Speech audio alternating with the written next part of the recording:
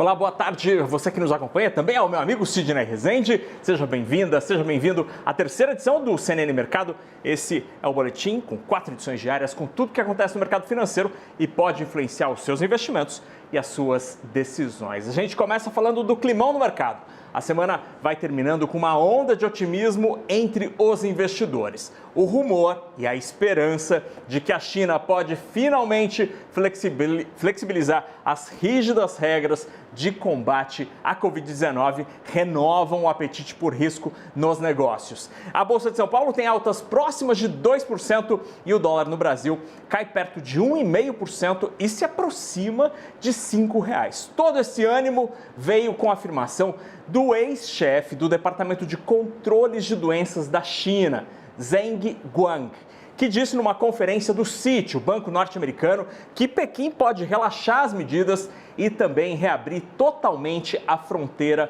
com Hong Kong no começo de 2023. O governo chinês tem sido muito criticado por adotar medidas muito duras, como lockdowns em cidades inteiras ou até o fechamento de shoppings e parques temáticos com os clientes dentro deles, até que todo mundo, pelo menos, seja testado. Se a China flexibiliza essas regras, a economia chinesa deve crescer mais, aí aumenta o consumo de várias coisas, por exemplo, aço. Hoje, o minério de ferro subiu quase 5% no mercado de Dalian, que é referência para a Brasileira Vale, para as exportações da Brasileira Vale lá para a China, que assim como a CSN Mineração, está tudo verdinho aí, tudo apontando para cima, Vale subindo mais de 8%. Mas não é só para o exterior que a gente olha, porque aqui no Brasil os investidores seguem atentos à negociação para a PEC da transição, que vai abrir espaço para gastos extraordinários do novo governo Lula. Lá em Brasília circulam rumores e contas de que vão desde 100 bilhões de reais até 200 bilhões de reais a serem cobertos por essa PEC. Sobre a PEC e a necessidade de uma contrapartida fiscal, a gente ouviu o economista-chefe da XP, Caio Megali. Vamos ouvir.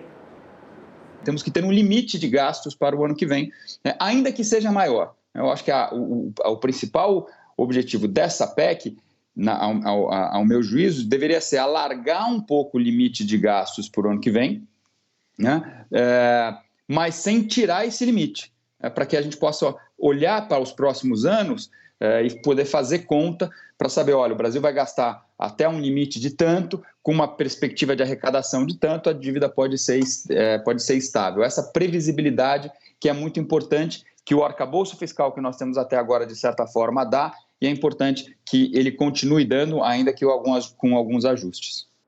Continuando aqui no Brasil, a Petrobras detalhou hoje os resultados do terceiro trimestre que foram divulgados ontem à noite. E agora há pouco, o diretor executivo de relacionamento com investidores da estatal, Rodrigo Araújo, disse que não há previsão de alteração da política de dividendos da estatal. Numa teleconferência com analistas, ele lembrou, porém, que isso é uma competência do Conselho de Administração, abre aspas. Então, o Conselho, na prática, pode alterar a qualquer momento essa política, fecha aspas. Ontem, a estatal aprovou a distribuição de 43 bilhões e 700 milhões de reais em dividendos. Horas antes, a presidente do PT, Gleisi Hoffmann, criticou a medida e disse que a decisão reduz a capacidade da estatal de investir e só enriquece os acionistas. Vale lembrar que, como acionista, como principal deles, o governo federal recebe mais ou menos 36% de todos os dividendos que são pagos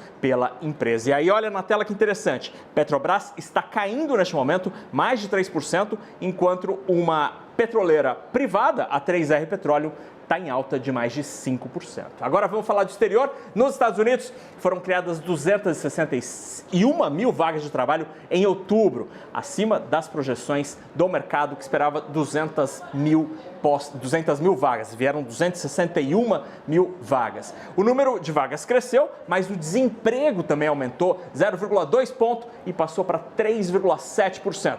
Porque tem mais gente procurando trabalho lá nos Estados Unidos. E é interessante porque esse número sinaliza algum alívio no mercado de trabalho e no mercado financeiro crescem as apostas de que o Banco Central americano deve desacelerar o ritmo da alta do juro em dezembro. O resultado está na tela com os mercados. Agora a gente vê o desemprego, é a taxa de 3,7 e as bolsas operaram boa parte da manhã em alta, mas perderam a força agora no comecinho da tarde. O CNN Mercado vai ficando por aqui, mas eu volto no finzinho da tarde com as últimas novidades e o fechamento do dia. É 10 para 6, coladinho no 360. Até lá!